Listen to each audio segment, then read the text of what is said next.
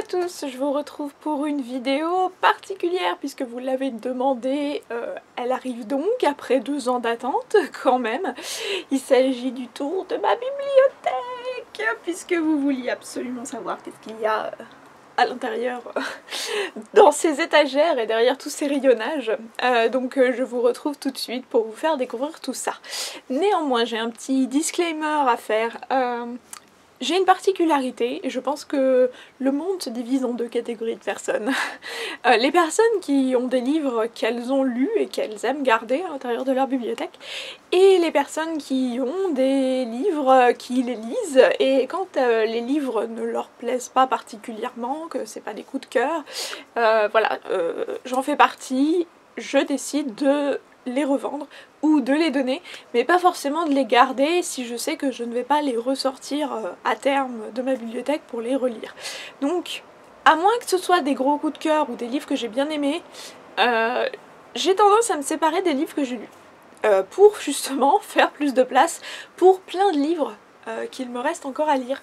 Et c'est pour ça que j'ai une palle énorme, que je ne veux pas compter ce qu'il y a à l'intérieur de ma palle, aussi pour pas me faire peur, mais voilà, donc c'est un choix personnel, donc voilà, c'est un petit disclaimer si vous trouvez que j'ai beaucoup de livres que je n'ai pas lus à l'intérieur de ma bibliothèque, et vous allez voir, voilà, c'était juste pour vous dire que c'est pas particulièrement parce que je ne lis pas, et je pense que vous vous rendez compte que je lis quand même, hein, c'est depuis toutes ces années, sinon je ne serais pas là. Voilà, c'est juste que je préfère faire profiter à d'autres personnes de livres que je ne ressortirai pas moi-même de ma bibliothèque, plutôt que de les garder là et qu'ils prennent de la place pour rien. Voilà, j'aime voir ma bibliothèque, me réveiller le matin et me dire j'ai encore plein de choses à lire. Voilà, on est tous particuliers, on a tous nos choix, et voilà, moi c'est ma vision de ma bibliothèque. Bon, allez, c'est parti. Ce que vous êtes en train de regarder là, il y a le double derrière puisque ce sont des doubles rangées. Donc ça va me demander du sport pour vous montrer tout ça. Pour aller vite, petite information, donc tout ce qui se trouve devant, voilà, donc dans la rangée visible, il s'agit de ma palle. Oui, au secours, vous comprenez pourquoi est-ce que j'ai pas forcément envie de compter combien il y a de livres dans ma palle. Parce que clairement, voilà, il faut que je les mette devant, parce que sinon, s'ils sont derrière, classés par ordre alphabétique ou autre, je ne les verrai pas et j'aurai encore moins de chances de les sortir. Voilà, et donc pâle, à peu près trié par éditeur, et en dessous, sur le coin, ici, vous avez des livres en anglais que je n'ai pas lu encore, et aussi derrière. Voilà, donc de toute façon, je vous explique un peu tout ça au fur et à mesure. Sur le côté de la bibliothèque, vous avez tous mes sacs à livres. Et donc, alors là, il y en a franchement une panoplie. Je sais plus combien j'en ai, mais j'en ai énormément, parce que vous voyez que ça fait quand même un sacré bec sur ma bibliothèque, donc ouais, il y en a vraiment pas mal. Dites-moi si un jour ça vous intéresse que je vous fasse le tour de tous mes sacs à livres, parce qu'il y en a qui sont bon, assez classiques, mais il y en a d'autres qui sont vraiment cool. Voilà. On commence donc avec l'étagère du haut. Donc vous pouvez voir ici que j'ai une petite figurine Funko Pop qui m'a été offert par Maïka, un petit carnet de coloriage zen, d'ailleurs il y en a 2. Il y a le coloriage zen et il y a le Arabia qui est en dessous. Voilà. Et derrière, il y a encore d'autres livres, donc là c'est carrément une triple rangée, puisque il y en a vraiment partout. Donc là on a 5 jours, en version poche de Douglas Kennedy qui est dédicacée, il me semble, oui, tout à fait. Ensuite on a Wonder de R.G. Palacio, j'avais vraiment adoré ce roman, aux éditions Pocket Jeunesse en version poche. Jean-Christophe Ruffin, Le Grand Cœur, aux éditions Folio, roman historique, il faudra peut-être que je me lance. John Esbo, Le Bonhomme de Neige, Folio policier.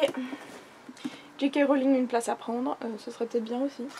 Et un roman de Jean Telet, Les lois de la gravité, voilà, aux éditions Pocket. Ensuite, au-dessus, vous avez Nimona, aux éditions d'Argo, qui est une bande dessinée. de Noelle Stevenson, voilà, que je n'ai pas encore lu. Je l'ai parcouru, mais c'est pas trop mon style, je vous dirais. Enfin, voilà, c'est pas trop le style de lecture que j'affectionne, donc on verra bien. Malgré tout, là c'est cool parce que vous pouvez voir les super effets sur la couverture. Ensuite, on a un roman aux éditions Robert Laffont qui a été pas mal lu et vous pouvez le voir stické, c'est Je le veux de Elisa Kennedy. Ensuite, on a le tome 2, L'effet Rosie, le théorème de la cigogne, de Graeme Simpson, aux éditions Nil, donc qui me reste encore à lire. Un doux pardon de Lorina Spillman, aux éditions du Cherche Midi, qui est dédicacé également. Un livre que j'ai vraiment bien apprécié, il s'agit de La clé de Salomon de José Rodríguez dos Santos, très bon en roman historique et roman de vulgarisation scientifique aussi. Franchement c'était vraiment bien, c'est un peu comme du Dan Brown quoi. On se décale un peu sur le côté et donc c'est pas un peu compliqué avec la guirlande. Vous avez donc Y comme Romy de Myriam Levin et Julia Tissier aux éditions Robert Laffont. Franchement un petit bouquin tout mignon. Ensuite encore des poches, Paul Doherty, La galerie du Rossignol, c'est un bouquin qui était offert pour 2 achetés. Un autre bouquin offert pour 2 achetés, il s'agit de Room de Emma Donoghue, au livre de poche, et j'espère que j'aurai l'occasion de le lire bientôt parce que y a le film qui va sortir dans pas très longtemps. Encore un José Rodríguez dos Santos, il s'agit de L'ultime secret du Christ, voilà, donc aux éditions Pocket. Toujours le même style, vraiment j'ai hâte de le lire parce que là celui-là est encore plus historique. La Terre des Cavaliers de Louis Meunier aux éditions Pocket. Des livres que j'ai vraiment que j'avais envie d'acheter depuis tellement longtemps et que je me suis enfin décidée à prendre. Anno Dracula de Kim Newman aux éditions Le Livre de Poche, donc il était sorti chez Brajlon en grand format, et le tome 2, Le Baron Rouge Sang, voilà. Au-dessus de l'autre côté, on a L'année solitaire aux éditions Nathan. Voilà. Ensuite, on a le 3e et dernier tome de la saga Sorcière qu'il me reste encore à lire pour finir cette saga, donc ce serait peut-être bien que je me décide. Et on a les 3 tomes de Maléfica par Hervé Gagnon. Voilà, qui sont entre-temps sortis aux éditions Pocket. Là, c'est les éditions Hugo. Voilà, donc c'est encore du thriller ésotérique et historique. Retour de l'autre côté cette fois-ci, avec un côté un peu plus trié. Voilà, les bouquins qui sont droits comme ça, j'ai essayé de les trier de façon un peu plus organisée par maison d'édition. 14-14 que j'avais vraiment bien aimé, aux éditions Castelmore. Ensuite Adèle et les noces de la reine Margot. Double sens, Lune mauve, 3e tome qui me reste encore à lire avant la sortie du 4e, et on ne sait toujours pas quand est-ce qu'il va sortir. Là où naissent les anges de Annie Ortier, Route à ses pétis, ceux qui n'ont pas pu nous prendre, j'ai vraiment hâte de lire celui-là parce que le film va sortir aussi. Boys Out, j'avais commencé mais j'ai jamais terminé, donc il faudrait peut-être que je m'y mette. Fais un vœu, tome 1, tome 2, donc là c'est les éditions Michel Lafon. Les ventes privées Michel Lafon surtout, et que vous le voyez, c'est vraiment terrible parce que ça nous fait bien exploser notre palle. La vie cachée de Katharina Bishop, Elixir, Le Chaperon Rouge, Les enfants de la paranoïa et Jeu interdit. Voilà, ensuite 2e tome de la saga Nalki et The Book of Ivy aux éditions Lumen de Amy Engel. Voilà le 1er tome que je n'ai toujours pas lu et il serait largement temps vu tout ce que tout le monde n'arrête pas d'en dire. On continue avec Le Cercle des Confidentes, le 1er tome Lady Megan de Jennifer McGowan aux éditions Macadam, que je n'ai toujours pas lu et ils ont changé les couvertures entre temps. Je déteste quand ils font ça. Magisterium, donc là on est dans les Pocket Jeunesse. Magisterium de Cassandra Clare Holly Black, How to Love, Angel Fall, tome 1, Je Mortel avec Obet, tome 1, 12 ans, 7 mois et 11 jours, La Crypte Marjane de Marie Pavlenko, Eleanor Epar. Comment tu n'as toujours pas lu ce livre, Myriam? Mais oui, c'est terrible, c'est tragique, frappez-moi. Afterworld de Scott Westerfield, c'est une brique. C'est une brique, bref. Aristote et Dante découvrent les secrets de l'univers, je l'avais lu en VO, mais voilà, donc du coup... la VF est ici, bien au chaud. Et ensuite on a deux collections R que j'ai lues, mais parce que j'avais pas de place pour les ranger et j'en ai tellement. Après vous allez voir que c'est vraiment...